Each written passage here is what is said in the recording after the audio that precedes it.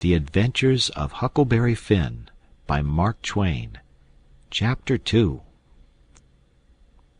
We went tiptoeing along a path amongst the trees back towards the end of the widow's garden, stooping down so as the branches wouldn't scrape our heads. When we was passing by the kitchen, I fell over a root, made a noise. We scrouched down and laid still. Miss Watson's big nigger, named Jim, was setting in the kitchen door. We could see him pretty clear, because there was a light behind him. He got up and stretched his neck out about a minute, listening. Then he says, "Who dar?" He listened some more. Then he come tiptoeing down and stood right between us. We could have touched him nearly. Well, likely it was minutes and minutes that there warn't a sound, and we all there so close together. There was a place on my ankle that got to itching, but I dasn't scratch it, and then my ear begun to itch, and next my back, right between my shoulders. Seemed like I'd die if I couldn't scratch. Well, I've noticed that thing plenty times since. If you are with a quality, or at a funeral, or trying to go to sleep when you ain't sleepy, if you are anywheres where it won't do for you to scratch, why, you will itch all over in upwards of 1,000 places. Pretty soon Jim says, "Say, who is you? Where is you? Dog my cats if I didn't hear somefin'. Well, I knows what I's gwine to do. I's gwine to set down here and listen till I hears it again." So he sat down on the ground betwixt me and Tom.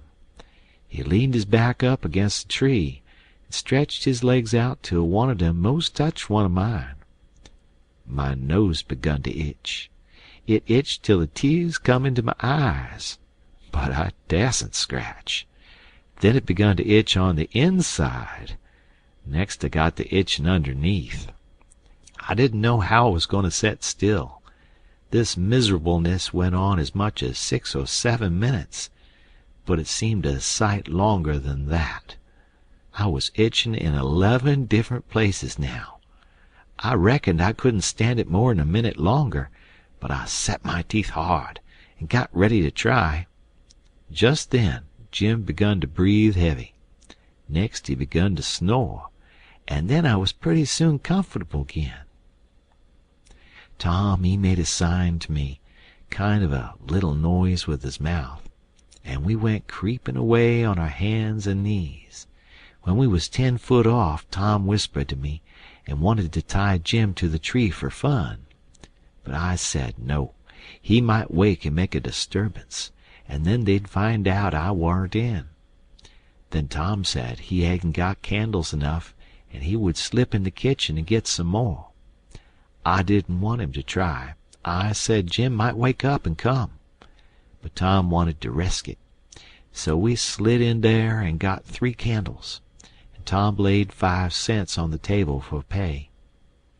Then we got out, and I was in a sweat to get away, but nothing would do. Tom, he must crawl to where Jim was, on his hands and knees, and play something on him. I waited, and it seemed a good while. Everything was so still and lonesome.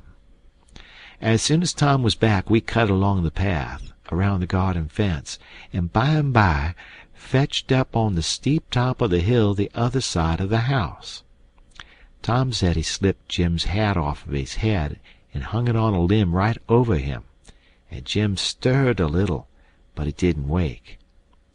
Afterwards Jim said the witches bewitched him and put him in a trance and rode him all over the state, and then set him under the trees again and hung his hat on a limb to show who done it.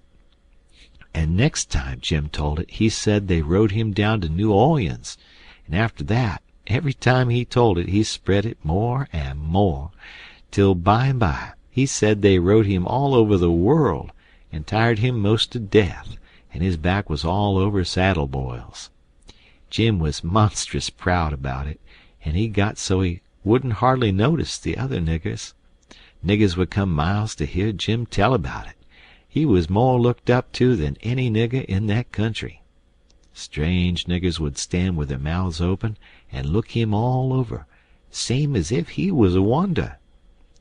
Niggers is always talking about witches in the dark by the kitchen fire, but whenever one was talking and letting on to know all about such things, Jim would happen in and say, what you know about witches?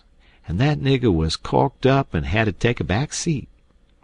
Jim always kept that 5-center piece around his neck with a string, and said it was a charm the devil give to him with his own hands, and told him he could cure anybody with it, and fetch witches whenever he wanted to just by saying something to it.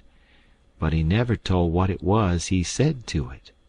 Niggers would come from all around there and give Jim anything they had, just for a sight of that 5-center piece, but they wouldn't touch it, because the devil had his hands on it. Jim was most ruined for a servant, because he got stuck up on account of having seen the devil and been rode by witches. Well, when Tom and me got to the edge of the hilltop, we looked away down into the village, and could see 3 or 4 lights twinkling, where there was sick folks maybe, and the stars over us was sparkling ever so fine, and down by the village was the river, a whole mile broad, and awful still and grand. We went down the hill and found Joe Harper and Ben Rogers, and 2 or 3 more of the boys, hid in the old tan-yard. So we unhitched a skiff and pulled down the river 2 miles and a half to the big scar on the hillside and went ashore. We went to a clump of bushes, and Tom made everybody swear to keep the secret, and then showed them a hole in the hill, right in the thickest part of the bushes. Then we lit the candles and crawled in on our hands and knees. We went about 200 yards, and then the cave opened up. Tom poked about amongst the passages, and pretty soon ducked under a wall where you wouldn't have noticed that there was a hole. We went along a narrow place and got into a kind of room, all damp and sweaty and cold, and there we stopped. Tom says, "Now, we'll start this band of robbers and call it Tom Sawyer's Gang. Everybody that wants to join has got to take an oath and write his name in blood." Everybody was willing, so Tom got out a sheet of paper that he had wrote the oath on and read it. It swore every boy to stick to the band and never tell any of the secrets, and if anybody done anything to any boy in the band, whichever boy was ordered to kill that person and his family must do it, and he mustn't eat, and he mustn't sleep till he had killed them and hacked a cross in their breasts, which was a sign of the band. And nobody that didn't belong to the band could use that mark, and if he did he must be sued, and if he done it again he must be killed. And if anybody that belonged to the band told the secrets, he must have his throat cut, and then have his carcass burnt up and the ashes scattered all around, and his name blotted off of the list with blood and never mentioned again by the gang, but have a curse put on it and be forgot forever. Everybody said it was a real beautiful oath, and asked Tom if he got it out of his own head. He said some of it, but the rest was out of pirate books and robber books, and every gang that was high-toned had it. Some thought it would be good to kill the families of boys that told the secrets. Tom said it was a good idea, so he took a pencil and wrote it in. Then Ben Rogers says, "Here's Huck Finn. He ain't got no family. What are you going to do about him?" "Well, ain't he got a father?" says Tom Sawyer. "Oh, yeah, he's got a father, but you can't never find him these days. He used to lay drunk with the hogs in the tan-yard, but he ain't been seen in these parts for a year or more." They talked it over, and they was going to rule me out, because they said every boy must have a family or somebody to kill, or else it wouldn't be fair and square for the others. Well, nobody could think of anything to do. Everybody was stumped and sat still. I was most ready to cry, but all at once I thought of a way, and so I offered them Miss Watson, They could kill her. Everybody said, "Oh, she'll do. That's all right. Huck could come in." Then they all stuck a pin in their fingers to get blood to sign with, and I made my mark on the paper. "Now," says Ben Rogers, "what's the line of business of this gang?" "Nothing, only robbery and murder," Tom said. "But who are we going to rob? Houses or cattle or—" "Stuff! Stealing cattle and such things ain't robbery. It's burglary," says Tom Sawyer. "We ain't burglars. That ain't no sort of style. We are highwaymen.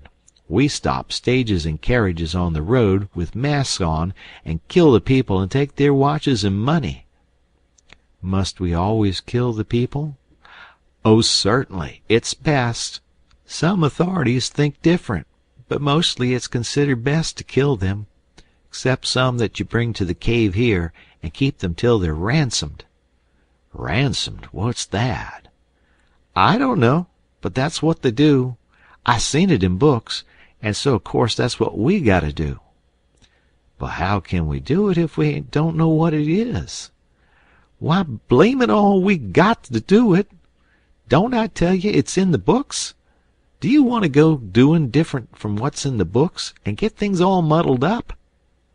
"Oh, that's very fine to say, Tom Sawyer, but how in the nation are these fellows going to be ransomed if we don't know how to do it to them? That's the thing I want to get at. Now, what do you reckon it is?"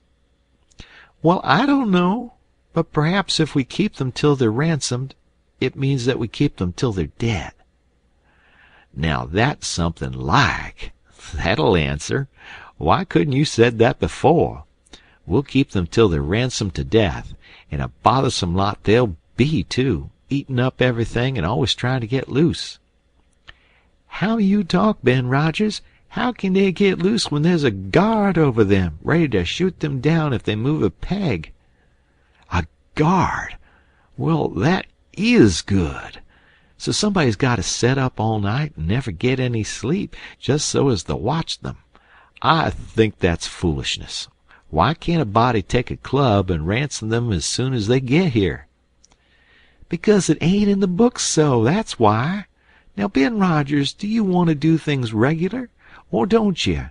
That's the idea. Don't you reckon that the people that made the books knows what's the correct thing to do? Do you reckon you can learn 'em anything? Not by a good deal.